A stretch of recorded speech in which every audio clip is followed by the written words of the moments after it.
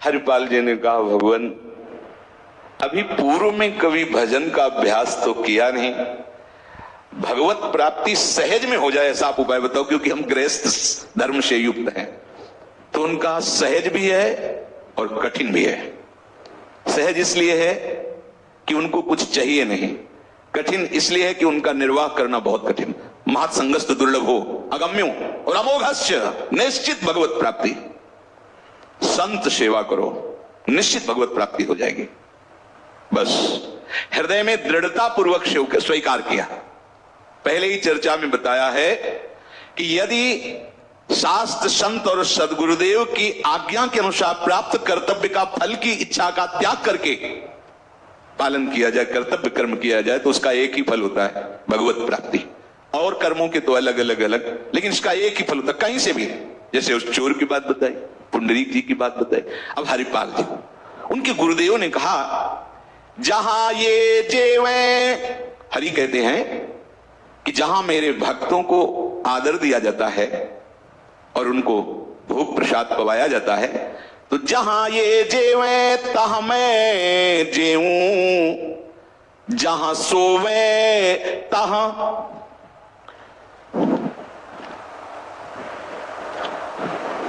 सोऊं। जहां मेरे भक्त प्रसाद पाते हैं तो मैं वही प्रसाद पाता हूं जहां मेरे भक्त पाते हैं। अर्थात भक्त की जिह्वा में बैठकर मैं रसास्वादन करता हूं, जहां मेरे भक्त शयन करते हैं मैं वहां शयन करता हूं। भगवान जो मेरे भक्तन दुख देवे, कुल समेत तेही खोहूं। यदि कोई मेरे भक्त का द्रोह करे और सोचे कि ये तो अनाथ है, ऐसे भीख मांगते, दो चार थप्पड़ जमा दो, क्या बिगाड़ लेगा ये, हमारे पास परिवार है, सामर्थ्य है, रुपया है, पैसा है। हाँ ठीक है, वर्तमान को तुम देख रहे हो, लेकिन जो वर्तमान में विराजमान है उसको तुम नहीं देख पा रहे हो। अनंत कोटि ब्रह्मांडों का स्वामी भक्तों के पीछे ऐसे घूमता है जैसे बछड़े के पीछे रमाती हुई गाय। भक्तन पीछे यो फिरत जो बछड़ा संग गाय, जहां जहां भक्तन को कछु परत है संकट आए। आप स्वयं उस संकट में बीच में आ जाते हैं। तुरंत विभीषण पाछे मेला, सन्मुख राम सहयो सोई सेला। शक्ति को अपनी छाती पे लिया, नष्ट कर सकते थे, लेकिन दिखाया कि भक्त का प्रहार मैं अपने तन पर स्वीकार करता हूं। अगर कोई मेरे भक्त से द्रोह करके उसका अमंगल अहित करना चाहे तो उसके कुल समेत को मैं नष्ट कर देता हूं। जो मेरे भक्तन दुख देवे, कुल समेत ते खो, राम रोष पावक सो जरई। जहां ये मेरो करे कीर्तन, तहां करूं मैं बाशा। इन्हीं के पीछे उठ धाऊं, मोही इन्हीं की आशा। तज अभिमान प्रेम सो सेवे, सोई मोकू पावे। कहत कबीर भक्ति की महिमा, हरि अपने मुख गावे। जहां मेरे भक्त मेरा नाम कीर्तन करते हुए, वहां मैं निरंतर वास करता हूं।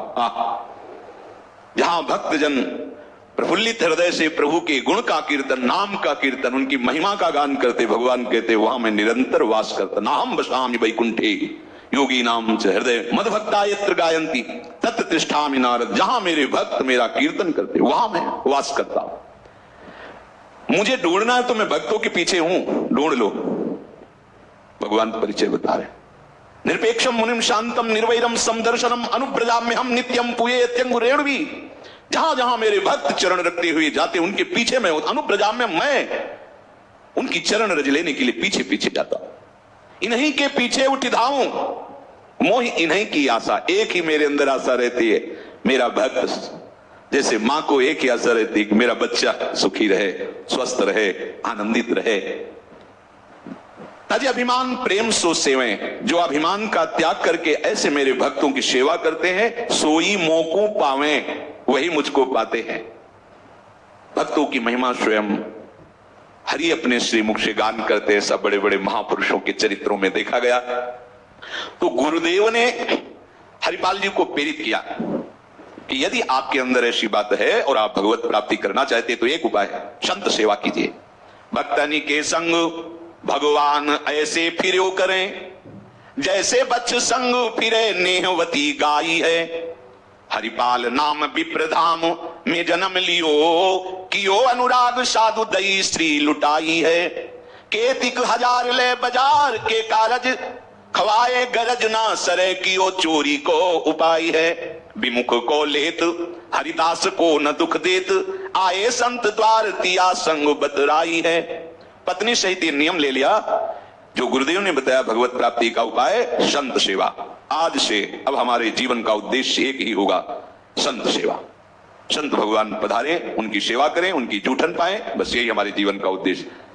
अब जब यही उद्देश्य केवल रहेगा और कोई कार्य नहीं होगा तो बाहर से धन की आय बंद हो जाएगी। और भक्तों को क्या है, आप थोड़ी श्रद्धा केवल कर लीजिए, वो तो एक संत पाके जाएगा तो चार संत भगवान से आपस में बात कर, बड़ा श्रद्धालु है, बड़ा सात्विक, भोजन पाने से भजन की स्फूर्ति होती। अब संतों की मंडली आने लगी, उन्हें तो भाव चाहिए, श्रद्धा चाहिए। दृढ़ निश्चय किया कि आज से हम संत सेवा में अपना जीवन व्यतीत करेंगे। अब संतों की मंडली आ रही, कढ़ाई चढ़ी हुई है, कुछ सुंदर सुंदर भोग पकवान बनते, ठाकुर जी का भोग लगता है। संत मंडली नाम कीर्तन गुण कीर्तन करते हुए वहां वास करती, कई कई दिन मंडलियां वास करती। अब तो कुछ समय में ऐसा प्रचार प्रसार हुआ कि भारत के तीर्थों में एक दूसरे से चर्चा करते तो जैसे तीर्थों को लोग जाते ऐसे हरिपाल जी के घर आने लगे। संत भगवान के प्रेमी भक्त जन, वैष्णव जन, जैसे जैसे सेवा होती वैसे वैसे इनके यश का विस्तार होता। विस्तरे सब जग विमल कीरति साधु संगति ना टरे। अब आए तो थी नहीं, क्योंकि एक ही उद्देश्य हो गया, संत सेवा। तो जितना था वो लगना प्रारंभ हुआ, संत सेवा बढ़ती गई। धीरे धीरे धीरे धीरे जो जमा हुआ धन था वो धीरे धीरे प्रभु के भक्तों की सेवा में सब खर्चा हो गया। अब संतों का तो आना बंद नहीं हुआ तो कर्जा लेने लगे। सब खत्म का मतलब जमीन बेच दी, जो कीमती जेवरात तो सब बेच दिए, अन्न धन सब, राधे राधे संत सेवा में। जब कुछ नहीं तो कर्जा लेने लगे। कर्जा भी तो तभी पटाया जा सकता है जब कुछ व्यापारी, अब कुछ रह नहीं गया तो कर्जा देने वाले कुछ कुछ दे के कर्जा कि भाई सम्माननीय व्यक्ति है, भगवान के भक्त हैं, पर कभी ये 5 रुपए वापस नहीं करेंगे, पता है क्योंकि सब। अब अगली बार जब मांगने गए तो हाथ जोड़ दिया कि हमारे भी परिवार है, क्योंकि सब उन पर श्रद्धा करते थे। संत सेवा शब्द एक पर। एक दिन संत मंडली आई, हरिपाल जी अपनी पत्नी के समीप जाके कहा कि हमें ऐसा लगता है कि आज जो है हमारी जो नियमावली है संत आराधना आज टूट जाएगी, कुछ है नहीं, क्या करूं? आप ऐसा करो, किसी पड़ोसी से कुछ भी मांग लो, वो विमुख ना जाए, जो भगवत प्रेमी महात्मा जन आए, उनका कई बार जा चुके हूं, वापस कर देते हैं, दरवाजा ही बंद कर लेते हैं, कोई कुछ देता ही नहीं। विचार किया कि क्या करना चाहिए। कोई कर्ज नहीं देता, कोई व्यवहार में भी नहीं देता, और घर में कुछ है नहीं, संतों का कैसे सेवन करें। तो मैंने विचार किया कि बल तो है ना, बहुत बड़ा जंगल पड़ता था, गांव के होते हैं 10-10 किलोमीटर में दूर दूर गांव, इस गांव से उस गांव में जाने के लिए जंगल पार करना। बलवान थे, भाला हाथ में लिया और निश्चय किया कि उनका भी मंगल होगा जो भगवान नाम जप नहीं करते और भक्त नहीं है, और कुछ भी हो छीन करके हम साधु सेवा करेंगे। अब देखो कर्म तो निकृष्ट हुआ ना, लेकिन गुरु आज्ञा संत सेवा, जीवन का लक्ष्य संत सेवा। कोई उदाहरण देने लगते हैं हरिपाल जी का, तो पहले अपना सब संत सेवा में लगाओ, खाने को न रह जाए, फिर आगे आप उदाहरण हरिपाल जी का दो। अब तुम तो लाखों की उसमें बेईमानी की और सोचा कि इतने से इतना दे देंगे तो वो नहीं चलेगा, तो घर फूक तमाशा देखना होगा। इसमें हरिपाल जी का उदाहरण तब आप दे सकते हैं कि चोरी तो हरिपाल जी भी करते थे, तो हम थोड़ा टैक्सी की चोरी कर ली, ये कर ली, वो चोरी कर ली, या वैसे, और हम वो संत सेवा में थोड़ा उसका हिस्सा दे देंगे तो धन पवित्र हो जाए। भूल मत करना, वो अधर्म है, वो अधर्म हो रहा है। हरिपाल जी घर फूक तमाशा देखे, पहले अपना सब कुछ न्योछावर कर दिया। अब देखो भावना कैसी है, विमुख को लेत हरिदास को न दुख देत। जो भगवत विमुख है उसका छीन लेते और कहां लगाते, संत सेवा में। इसका भी मंगल होगा। गले में कंठी और मुख में कहीं धोखे से भी रामकृष्ण हरि निकल गया तो हरिपाल जी मार्ग से हट जाते थे। जब वो निकल जाता तो उसकी रज माथे पे लगाते कभी उसको, और अगर प्रपंच की वार्ता और कंठी तिलक और नाम नहीं तो भाला गले में रख देते, जो है सब उतरा लेते, सोना चांदी रुपया जो भी जैसा, और वो संत सेवा में लगाते। अब उस गली में ये प्रचार प्रसार हो गया कि कंठी तिलक वाला, नाम कीर्तन वाला लूटा नहीं जाता। अब उस गली से निकलना है, गांव के जंगल से, तो कंठी तिलक बांध के निकलना है, बाद में भले झोली में डाल ले, जेब में डाल ले, क्योंकि हरिपाल जी और बहुत बलवान थे और भगवत तेज से युक्त थे, उनके सामने ऐसा थोड़ी कि कोई विरोध कर सके। अब एक दिन बहुत से जैसे स्वाभाविक संत आते थे, आए, वहां जंगल में कोई जाता ही नहीं, अगर जाता तो रामकृष्ण हरि बोलते हुए जाता। अब हरिपाल जी चोरी कर नहीं सकते, अगर वो राम बोला, कृष्ण बोला, हरि बोला तो भाला नहीं तानेंगे। कंठी है, तिलक है, नहीं, हरिदास बिल्कुल नहीं, जो हरिदास तो सही बिल्कुल नहीं।